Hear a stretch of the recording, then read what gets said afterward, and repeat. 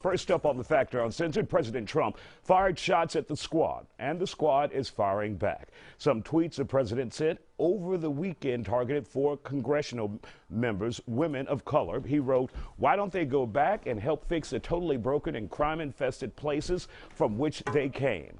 3 of those lawmakers were born in the U.S. today. Mr. Trump doubled down with a series of new tweets telling the women to go back to where they came from and demanded they apologize for what he called their anti-American hate.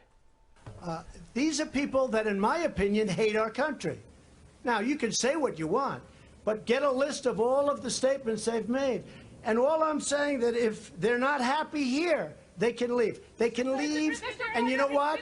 I'm sure that there'll be many people that won't miss them. But they're American citizens. But they have to love our country. They're Congress people, and I never used any names. Are you but okay these are with people quiet. Mr. President? Quiet. Are you okay with people thinking your tweets are racist, sir?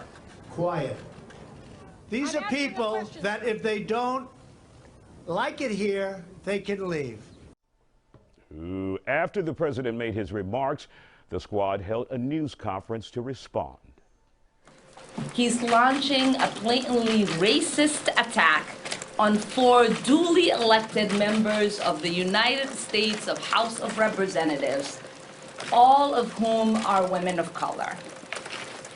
This is the agenda of white nationalists. Whether it is happening in chat rooms or it's happening on national TV, and now it's reached the White House garden. The president is defending his comments, saying they don't concern him because, quote, many people agree with him. Joining us here to discuss this is Super Neighborhood Leader Tamara Bell and former Republican congressional candidate Justin Lurie. So, Justin, is there any way you can defend that behavior in those tweets? I don't think that the president is looking at this as a racial issue. He's looking at comments by Omar, the anti-Semitic things she said, the anti-American things she said, how she said when you say Al-Qaeda, you could put your chest out. When you say America, you say it very softly. Now, the president is saying, I wholeheartedly disagree with her anti-American rhetoric. This has nothing to do with race. What about the line, go back? Well, he's saying if you don't like America, particularly in her case, she came to America when she was young. This country opened up her arms. This country allowed her to succeed. They elected her to Congress. But instead of being grateful to this country and saying, thank you for adopting us, thank you for letting me be here and give me such great opportunity, she's been very anti-American. Let's bring Tamara Bell into this conversation. Definition of a bigot: a person who is obstinately or intolerably devoted to his or her own opinions and prejudices, especially one who regards or treats the members of a group such as a racial or ethnic group with hatred and intolerance. The fact that they don't like him don't mean they don't like America. He got this all kind of twisted. His ass is a temporary position, a temporary person. It's not America that he defines. That's his attitude. They don't like him. I don't blame them. For him to tell them they need to go back, they were born, 3 of them were born in America. Go back where? He need to take his ass back to Ireland. Ain't nobody told him to pack up because you don't like what they say. And to define that they're calling their countries asshole countries and saying that they come from places and they need to go back and clean up there. No, they were elected by Americans, not by people in their country, people here. He cannot pick and choose who gets elected in what place because they don't agree with him. Justin, he's getting some support from his constituency out there, those who voted for him, and they feel like it's okay. Again, we're talking about, this is about bigotry or racism.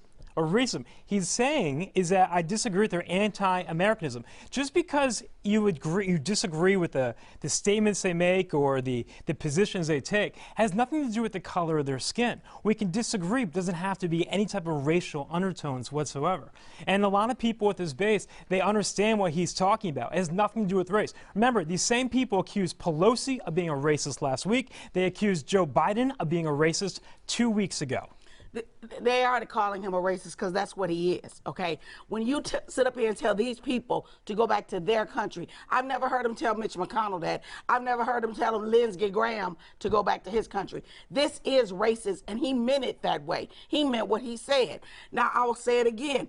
Americans in the country of America voted for them. They are in their country. They don't have anywhere. They don't have to go anywhere else. They were elected by Americans to represent them in the House. Now, the fact that he don't like him, Jimmy hate Jam, and they don't give a damn. He can't tell people who they gotta like or dislike, but for him to get out there and say that, that's what he get.